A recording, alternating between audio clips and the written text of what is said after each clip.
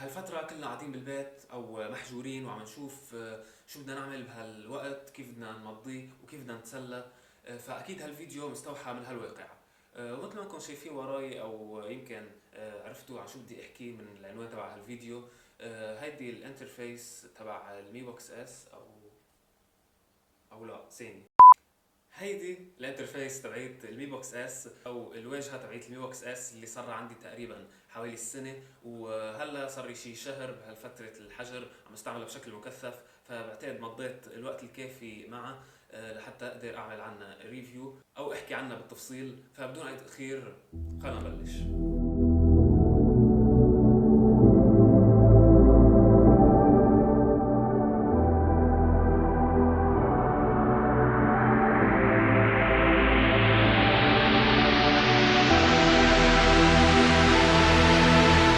هاي شو الاخبار؟ ان شاء الله تمام. لكن مثل ما عرفتوا حيكون هالفيديو عن المي بوكس اس، وخلنا نبلش دغري بالسبيكس او المواصفات تبعت هالبوكس. خلنا نشيلها مع جنب لان برايي المواصفات ما بيعنوا شيء. الاهم هي اليوزر اكسبيرينس، ولهيك انت عم تحضر هالفيديو هلا. لكن هدول هن السبيكس او المواصفات، اذا بيهمك الموضوع تعرفهم فيك توقف بوز وتقراهم. بس النقط المهمه اللي حامر عليها، انا بتمتلك 2 جيجا بايتس اوف رام من فئه الدي ار 3. انا بالنسبه للستورج او سعه التخزين، فهالبوكس بيمتلك بس 8 جيجا بايت اللي متوفر منهم بس حوالي ال 5.4 جيجا بايت. بس اكيد فيك تزيد هالسعه عبر المنفذ اليو اس بي الوحيد الموجود بالخلف، ففيك تحط ثامب درايف او هارد ديسك اللي بدك اياه لحتى توسع هالسعه. وبما انه جبت سيره منفذ اليو اس بي، خلينا نكمل حديثنا عن المنافذ اللي بيمتلكها هالبوكس. فهالبوكس بيمتلك 4 منافذ من الخلف بيجوا على الترتيب التالي: مدخل السماعة أو 3.5 ملم هيدفون جاك لحتى توصل إذا بدك سبيكرات أو حتى تحط سماعة فيك. بيجي بعده مدخل ال HDMI بإصداره ال 2.0 اللي بيدعم ال 4K output، لأن أكيد هالبوكس بيدعم ال 4K. بعده أكيد مثل ما ذكرنا مدخل ال USB الوحيد. وأخيرا بيجي مدخل الشحن أو المنفذ اللي بيغذي هالبوكس بالكهرباء. بس للأسف إذا بدك توصله على الإنترنت بدك تضطر تعتمد على تقنية الواي فاي البيلد إن أكيد.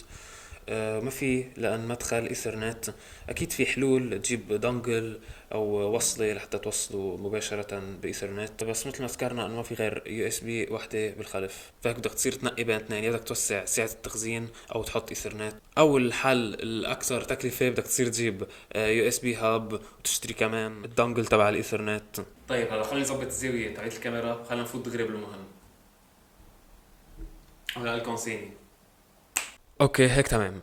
خلينا نبلش باهم شغله اللي حتدلها بايدك كل الوقت انت عم تستعمل هالمي بوكس، اللي هي هالريموت كنترول، اللي مثل ما شايفين كتير حجمه صغير، وبأكد لكم كمان كتير خفيف، اللي بيشتغل بتقنية البلوتوث. لأن هالبوكس بطبيعة الحال بتدعم البلوتوث بإصدار ال 4.2، فبالتالي مانك مضطر توجه الكنترول على التلفزيون انت عم تستعمله مثل الانفراريد ريموت، فبتقدر تستعمل هالكنترول حتى ولو كنت بغرفة تانية، والشكر اكيد لتقنية البلوتوث. واكيد مثل ما شايفين هون فينا نعرف قديش بقلبه بطارية بعد، علما انه بيشتغل بالتريبل اي باتريز، بطاريتين بس تريبل اي. اوكي بننتقل للنقطة اللي بعدها اللي هي الكرومكاست بيلد ان، وتحديدا كرومكاست الترا. انا صراحة اول ما شفت هالشي مكتوب على الموقع فكرت انه بس شي للماركتينج او مسحة او يمكن حتى كرومكاست عادية، بس لا، فيني اكد لك انه الكرومكاست الترا بيلد ان عن جد. وهالشي لحاله يعني اذا مفكر تجيب كرومكاست فاكيد بنصحك دغري تاخد المي بوكس، لان الكرومكاست لحالها حقها $70، اما هالمي بوكس فحقها بس $60، فعم تاخد انت كرومكاست الترا مع مزايا تانية بسعر ارخص. اوكي خلينا نحكي هلا عن الابليكيشنز او الشغلات اللي حنستعملها كل يوم. بالنهاية هي اندرويد بوكس، يعني في بقلبها الجوجل بلاي ستور، فيك تنزل حيلا شي منه، حيلا ابليكيشن، حيلا ستريمينج سيرفيس. اكيد موجود البلاكس، وحتى اذا لاحظتوا وفي على الريموت فأسة مخصصة لنتفليكس، حتى تقدر دغري تنط على نتفليكس فيها وتبلش تحضر. هون لازم اذكر انه هالبوكس عندها الريد فاين لايسنس، فنتفليكس بيشتغل عليها بطريقة شرعية او مرخصة. مش كل البوكس فيهم يشغلوا نتفليكس بجودات عالية إذا ما عندك هالسيرتيفيكيشن. أكيد مش بس نتفليكس اللي بحاجة لهالسيرتيفيكيشن، بل كتير من الستريمينج سيرفيسز الأخرى.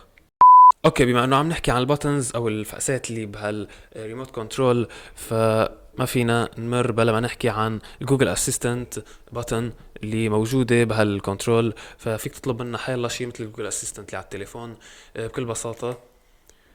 What is the weather like today؟ دغري تبلش تحكي. Today in Beirut, it'll be partly cloudy with a forecasted high of 19 and a low of 13. بتعطيك دغري الاجابه بكل Right now it's بساطه. 19 and 12. اوكي. Play music on YouTube. Playing some music on YouTube. دغري بتفوت على اليوتيوب وتبلش حطت لنا ادهم لبلسي.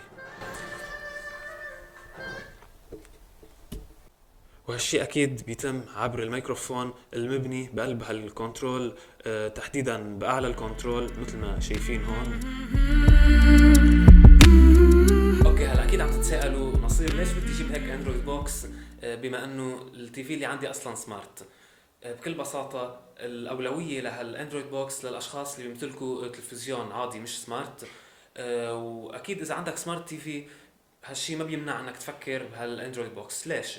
لأنه أكبر شركتين محليا اللي هن سامسونج و ال جي اللي بيصنعوا التلفزيونات عندهم أنظمتهم الخاصة اللي بيطوروها. مثل سامسونج عندها التايزن و ال جي عندها الويب او اس، فاثنيناتهم ما بيستعملوا الاندرويد او اس او الاندرويد تي في او اس. وبهالشي ما عم قلل من قيمة الاوبريتنج سيستم اللي مطورينهم.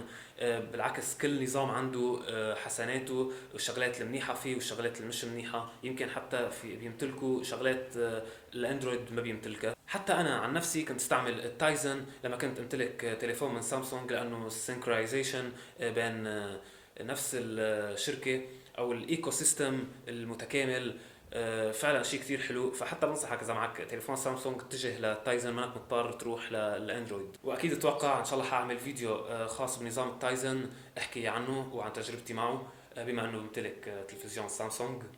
وهيك بنوصل للنقطة الأخيرة، كيف نقدر نحصل هالتي في بوكس؟ من وين نقدر نشتريها؟ بكل بساطة من حيلا متجر إلكتروني، علي إكسبريس أو أمازون. اعمل بس سيرش عن مي تي في بوكس او مي بوكس اس. تاكد ان نسخه الاس جديده مش القديمه. في شويه اختلافات، الانترنالز او السبيكس هن ذاتهم، بس في شويه اختلافات من حيث الثيرمال او التبريد اللي بقلبها. واكيد لحقت اشتريتها، اشتري النسخه الجديده بتضمن لك فيوتشر بروف او حتى تحديثات للمستقبل مده اطول. ما حاترك لينك تحت لان مش دعايه هيدي، بل مبادره. حبيت المنتج استعملته وحبيت شاركه معكم.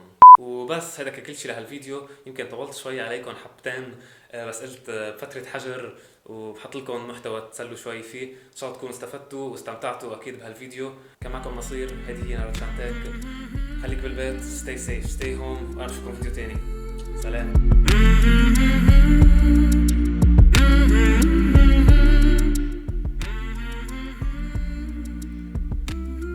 طيب هلا خلوني نظبط الانجل تبعها.